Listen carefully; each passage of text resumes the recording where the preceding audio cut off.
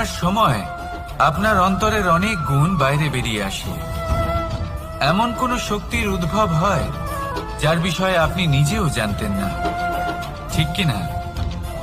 তাই এই পরীক্ষাকে কখনো ভয় পাবেন না। বিশ্বাসের সাথে নির্ভীক হয়ে এটার সম্মুখীন হন। দিনের শেষে এই পরীক্ষা শুধুই আপনাকে উজ্জ্বল করবে, আপনাকে আরো শ্রেষ্ঠ করে তুলবে। তাহলে আসুন আমার সাথে ভালোবেসে বলুন, রাধা রাধা। ভগবান আর ভুল, এই দুই একই অক্ষর দিয়ে শুরু হয়। শুধু তাই নয়, এদের দুজনের রাশিও সমান। এবারে আপনারা বলবেন যে ভগবান, ভুল, এদের মধ্যে কিভাবে মিল থাকতে পারে? অনেক বড় মিল আছে। না শুধু এ এক অক্ষর দিয়ে শুরু হয়, বরং এদের বিজয় মন্ত্রটাও এক। ভগবানকে মানুন, তাকে বিশ্বাস করুন, তাকে স্বীকার করুন। এটা করলে মনের দৃষ্টি থেকে ভগবানকে দেখা যায়, আর উনি আপনাকে সমৃদ্ধ করে তোলেন। ভুলের সাথেও এটাই ঘটে। নিজের ভুল স্বয়ং মেনে নিলে, স্বীকার করে নিলে, সব কিছুই স্পষ্টভাবে দেখতে পাবেন। যেদিন থেকে আপনি নিজের ভুল মেনে নিতে শিখবেন, সেদিন থেকে সেই ভুল শোধরানোর প্রক্রিয়াও শুরু হয়ে যাবে। আপনি বুঝে যাবেন নিজের ভুল কিভাবে শোধরাতে হয়। তাই মনে রাখবেন, নিজেকে শ্রেষ্ঠ করে তোলার জন্য নিজের ভুল স্বীকার করা অত্যন্ত প্রয়োজনীয়। এই জীবনে শান্তি আনার জন্য ঈশ্বরকে মেনে নেওয়াও অত্যন্ত প্রয়োজনীয়। সবসময় নিজের গুণ এবং নিজের দোষ মনে রাখবেন। আজীবন সুখী থাকবেন। রাধা রাধা। আমরা সবসময় চাই যে এই সংসার আমাদের জ্ঞানী বলবে, বুদ্ধিমান বলবে, বুঝদার বলবে, কিন্তু মূর্খ, মূর্খ যেন কেউ না বলে। মূর্খ শব্দটা আমরা কেউ শুনতে চাই না, দূরে পালাতে থাকি। কিন্তু একটা সত্যি সবার কাছে অজানা, যে মূর্খ হওয়া হলো বুদ্ধিমান হওয়ার দিকে সর্বপ্রথম পদক্ষেপ। আপনি যত খুশি দিগ্গজ জ্ঞানী মানুষদের সাথে আলাপ করুন, যত ইচ্ছে কথা বলুন, যতই জ্ঞানের কথা আলোচনা করুন, অভিজ্ঞতা মূর্খ হবার পরেই পাওয়া যায়, তাই নয় কি? মূর্খ হবার পরে আপনি এটা বুঝতে পারবেন যে কি করা উচিত নয়। জ্ঞানী ব্যক্তি আপনাকে এটা বলবেন যে কি করা উচিত। আর এই সংসারে কি করা উচিত তার থেকেও অনেক বড় জ্ঞান হলো কি করা উচিত নয়। সেই জন্য সব সময় মনে রাখবেন, আপনার করা কিছু ভুল আপনাকে যদি কেউ মূর্খ বানিয়ে থাকে, ছল চাতুরি করে থাকে, তাহলে কোনো ব্যাপার নয়। এটা শেষ পর্যন্ত আপনাকে আরো বুদ্ধিমান করে তুলবে। এই মুহূর্তে ধন্যাত্মক থাকুন। এই সংসার আপনাকে অবশ্যই জ্ঞানী বলবে। রাধা রাধা। আপনি কি কখনো একজন মালিকে একটা বাগানের যত্ন নিতে দেখেছেন? যদি কখনো একটা গাছে উই ধরে যায়, মালি তখন শুধু সেই গাছের নয়, সমস্ত বাগানের চিকিৎসা করায়। আপনারা হয়তো বলবেন, এ কেমন মূর্খতা? যখন উই একটা গাছে লেগেছে, সমস্ত বাগানের চিকিৎসা কেন করাতে হবে? এ তো অযথা পরিশ্রম করা। কিন্তু মালি খুব ভালো করে জানে যে উই হয়তো একটা গাছে লেগেছে, কিন্তু তা সমস্ত বাগানকে নাশ করে দিতে পারে। এবার মালির এই শিক্ষা, এই জ্ঞান অন্য অনেক জায়গাতে প্রযোজ্য। এই সংসারে আমরা শুধুমাত্র নিজের পরিবারের কথাই চিন্তা করি, তাদের যত্ন নিই, চেষ্টা করি যেন তারা ভালো থাকেন, সুখে থাকেন। আর সেই সময় এই সমাজের কিছু বিরোধী মনোভাব এই সমাজকে গ্রাস করে ফেলে, এই সমাজকে নষ্ট করে ফেলে। কিন্তু আমাদের নজর শুধু আমাদের পরিবারে থাকে। সেই জন্য যখন কথা ওঠে রাষ্ট্রের, দেশের, তখন তার জন্য সিদ্ধান্ত নিতে হবে, তখন তার জন্য ত্যাগ করতে হবে।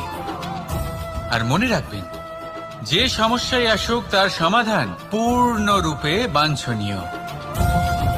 এই সংসারে প্রত্যেক ব্যক্তি যদি নিজের পরিবারেরও খেয়াল রাখেন এবং সমাজেরও খেয়াল রাখেন এবং সঠিকভাবে এই দেশেরও খেয়াল রাখেন, তবেই এই দেশ সম্পন্ন হতে পারবে। তাহলে আপনিও সেই প্রয়াস করুন আর আমার সাথে ভালোবেসে বলুন, রাধা রাধা।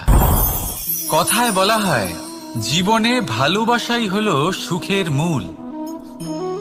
এটা সত্য। এবার প্রশ্ন হলো এটাই যে এই ভালোবাসা কার সাথে করা উচিত। যদি আপনি কিছুক্ষণের জন্য সুখ পেতে চান, তাহলে ভালোবাসুন নিজের রুচি মতো। যদি আপনি কিছুদিনের জন্য সুখ পেতে চান, ভালোবাসুন নিজের বন্ধুদের। যদি আপনি কয়েক মাসের জন্য, কয়েক বছর বা অনেক বছরের জন্য সুখী হতে চান, তাহলে ভালোবাসুন নিজের পরিবারকে, মাতা পিতা, নিজের সন্তান, স্বামী স্ত্রী, নিজের আত্মীয়দের। কিন্তু যদি আপনি চিরকালের জন্য সুখী হতে চান, তাহলে ভালোবাসতে হবে শুধু নিজের কর্মগুলিকে। কারণ সম্পর্ক যেমনই হোক না কেন, কখনো না কখনো ভেঙে যাবেই। এই সংসার হলো এমনই যে যাদের সঙ্গ আমরা পাই, তাদের সঙ্গ একদিন ত্যাগ করতে হয়। শুধু কর্মই হলো এমন এক সঙ্গ যা কখনো আপনাকে ত্যাগ করবে না। আপনার মৃত্যুর পরেও এই কর্ম আপনাকে বাঁচিয়ে রাখবে। তাই সবসময় মনে রাখবেন, এই কর্ম ধর্ম মনে করে পালন করা উচিত। জীবনের শেষ মুহূর্ত পর্যন্ত কর্মকে ভালোবাসুন। জীবনের শেষ মুহূর্ত পর্যন্ত সুখে থাকবেন। আর আমি তো সবসময় বলি, শুধু কর্ম করতে থাকো, ফলের চিন্তা করো না। তাহলে আসুন আর আমার সাথে ভালোবেসে বলুন, রাধা রাধা। দ্বিধাবোধ। অনেক সময় আমরা জীবনে সেই বাঁকে এসে পৌঁছই যেখানে আমরা বুঝতেই পারি না যে এবার কোন দিক নির্বাচন করা উচিত। কখনো এদিকে যাওয়া উচিত মনে হয়, কখনো ওদিকে যাওয়া উচিত মনে হয়, কখনো দুদিকেই যাওয়া প্রয়োজনীয় বলে মনে হয়, কিন্তু তা তো সম্ভব নয়। কখনো কখনো এটা মনে হয় যে এখানেই থেমে যাওয়া ভালো, কোথাও না যাওয়াই শ্রেয়। এবার একেই তো দ্বিধাবোধ বলে। সংসারে এমন কোনো দ্বিধা নেই যার সমাধান সম্ভব নয়। এই দ্বিধাবোধ স্বাভাবিক। আর আপনার এই দ্বিধাকে আমি একটু সরল করে দিই। দ্বিধাগ্রস্ত হয়ে নির্বাচন করলে তখন এটা মাথায় নিয়ে করবেন যে আপনার এই নির্বাচনের ফলে এই সংসারের ওপর, এই সমাজের ওপর কি প্রভাব পড়তে পারে। নিজের লাভ ক্ষতির বিষয়ে ভাবা ছেড়ে দিন আর কর্ম করুন সংসারের মঙ্গলের জন্য, আগামী প্রজন্মের মঙ্গলের জন্য। ভাবুন আপনার এই নির্বাচনের জন্য কিভাবে তাদের জীবনের উদ্ধার সম্ভব। কারণ এই ভাবনাই হলো উচিত ভাবনা। কারণ অনেক সময় ওষুধ একটু কড়া মনে হতেই পারে, কিন্তু এই ওষুধই তো রোগ মুক্তি ঘটায়। সেইভাবে আপনাকেও এই দ্বিধার মুহূর্তে কঠিন নির্বাচন করতে হতে পারে। এই কঠিন নির্বাচন জীবনে কঠিন পরিস্থিতিও আনতে পারে। কিন্তু যদি এই নির্বাচন ধর্মসঙ্গত হয়, যদি এর দ্বারা সংসারের মঙ্গল হয়, তাহলে এই নির্বাচনই হলো সঠিক নির্বাচন। আসুন আমার সাথে ভালোবেসে বলুন, রাধা রাধা। মানুষ নানান ধরনের বাসনা পোষণ করেন। তাদের নানান ইচ্ছে থাকে, অভিলাষা থাকে, নানান কামনা করতে থাকেন, স্বপ্ন দেখেন, প্রার্থনা করেন যেন তা সফল হয়, নিজের সম্পন্নতা কামনা করেন, আর শেষে নিরাশ হয়ে যান কারণ এসব কিছুই পান না। আপনাকে একটা ছোট্ট উদাহরণ দিই। জঙ্গলের রাজা কাকে বলা হয়? সিংহকে। এবার যেহেতু সিংহ বনের রাজা, তাই হরিণ তো তার কাছে এসে এটা বলতে পারে না যে আপনি হলেন বনের রাজা, তাই আপনি আমাকে মেরে ফেলুন, আমাকে খেয়ে ফেলুন আর নিজের ক্ষুধা নিবারণ করুন। এমন তো হয় না। সিংহ যতই বনের রাজা হোক, তাকেও পরিশ্রম অবশ্যই করতে হয়, তবেই তার ক্ষুধা নিবারণ হয়। সেইভাবেই আপনার সমস্ত স্বপ্ন, আপনার সমস্ত ইচ্ছে, আপনার সমস্ত অভিলাষা, সমস্ত আকাঙ্ক্ষা পূরণ হবেই, অবশ্যই হবে, পরিশ্রমের দ্বারা। শুধু ভাবলেই হবে না। তাহলে আপনিও জীবনে পরিশ্রম করুন, নিজের সমস্ত স্বপ্ন পূরণ করুন, আর আমার সাথে ভালোবেসে বলুন, রাধা রাধা। আপনি কি কখনো কোনো উঁচু পর্বতের শিখরে পৌঁছতে পেরেছেন?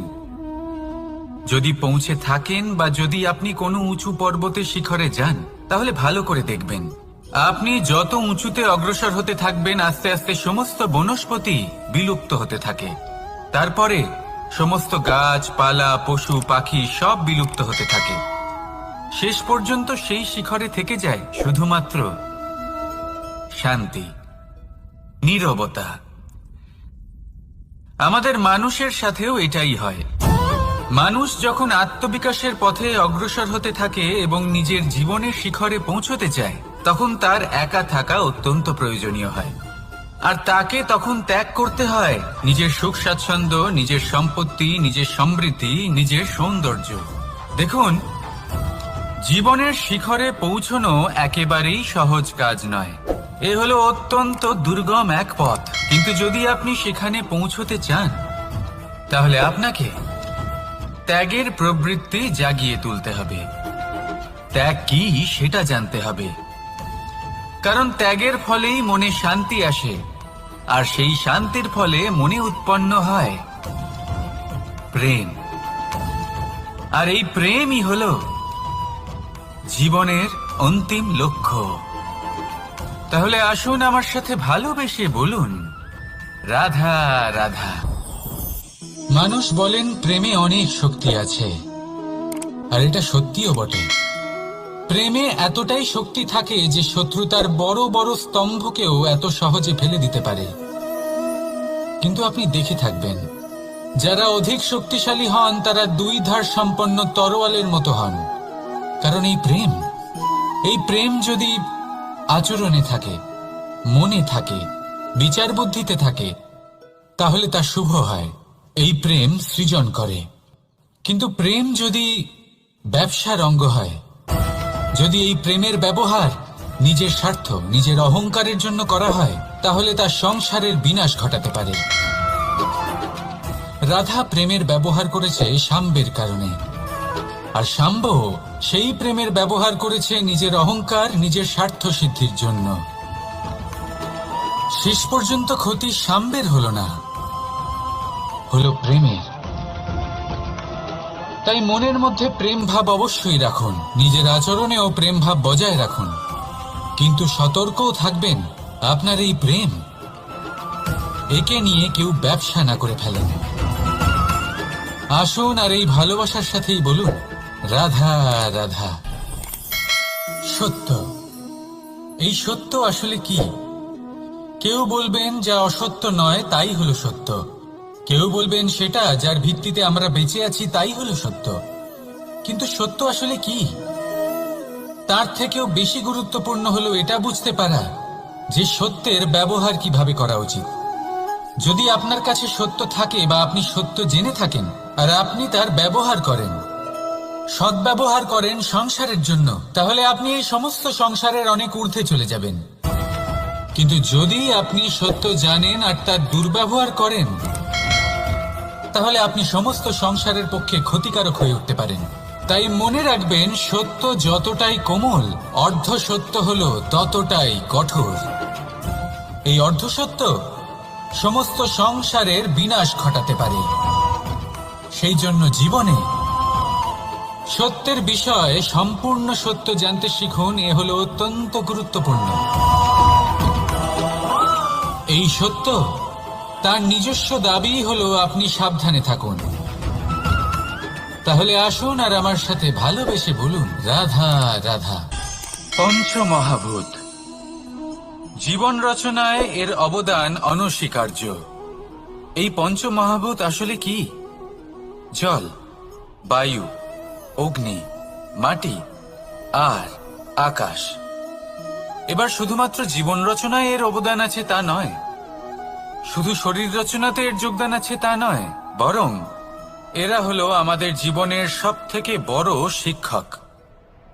এবার আপনারা সকলে চমকে যাবেন, হয়তো আপনারা এই দৃষ্টিভঙ্গি দিয়ে কখনো দেখেননি। আমি আজ আপনাদের বোঝাবো। এদের মধ্যে সব থেকে বড় তত্ত্ব জল। এ আমাদের কি শেখাচ্ছে? এই জল, এর নামই হলো জল, কিন্তু এ কখনোই আমাদের জ্বালায় না, আমাদের জ্বলনের কারণ হয় না। তাহলে কি করে? আমাদের তৃষ্ণা মেটায়, আমাদের শীতলতা প্রদান করে, জীবন দান করে। এর দ্বারা আমরা কি শিক্ষা লাভ করি? যে আপনার উৎপত্তি যেখান থেকেই হোক না কেন, আপনি যেখানেই জন্মগ্রহণ করুন না কেন, আপনার কর্ম সর্বদা শ্রেষ্ঠ হওয়া উচিত। আপনি জলকে যে কোনো পাত্রে রাখুন না কেন, সে সেই অনুসারেই নিজের আকার ধারণ করে নেয়। এর দ্বারা আমরা কি শিক্ষা পাই? এই শিক্ষাই পাই যে যে কোনো পরিস্থিতিতেই নিজেদের মানিয়ে নিতে হবে, নিজেকে সেরকম করে নিতে হবে। যে দেশেই থাকি না কেন, যে স্থানেই থাকি না কেন, যে পরিস্থিতিতেই থাকি না কেন, যে ব্যক্তির সাথেই থাকি না কেন, আমাদের সুখময় হয়ে জীবন অতিবাহিত করা উচিত। দেখুন, আমাদের কত বড় একটা শিক্ষা দিল এই জল, যা আমরা কোনোদিন দেখতেই পাইনি। নিজেকে জলের মতোই করে তুলুন। সুখের ধারায় স্বাচ্ছন্দ্যে প্রবাহমান হতে থাকবেন আপনি। নিজের আকারকে ভেঙে ফেলুন, নিজের সীমা লঙ্ঘন করুন। আপনি অবশ্যই একদিন মহানুভবতা অনুভব করবেন। তাহলে আসুন আর আমার সাথে ভালোবেসে বলুন, রাধা রাধা। জীবনের পঞ্চমহাভূতের দ্বিতীয় তত্ত্ব হল মাটি, ভূমি, ধরা, যে ধারণ করে, যা আমাদের সকলকে ধারণ করে, ভালো হোক বা মন্দ, নিজের কর্তব্য পালন করে। আর এটাই শিক্ষা আমাদের জন্য। আমাদেরকেও আমাদের সকল কর্তব্য পালন করতে হবে, তা সে আমাদের নিজেদের প্রতি হোক, আমাদের পরিবারের প্রতি হোক, সমাজের প্রতি হোক বা ঈশ্বরের প্রতি। এই শিক্ষা আমাদের মাটি দিয়ে থাকে। এ আমাদের পদতলে পিষ্ট হয়েও তার বদলে আমাদের বনস্পতি প্রদান করে। অগ্রসর হতে পদক্ষেপ নেওয়ার সময় আমরা পা দিয়েই ধরিত্রীকে পিছনে ঠেলি, কিন্তু এই মাটি আমাদের ঘৃণা করে না। সে আমাদের পরবর্তী পদক্ষেপের জন্য অপেক্ষা করে আর স্বাগত জানায়।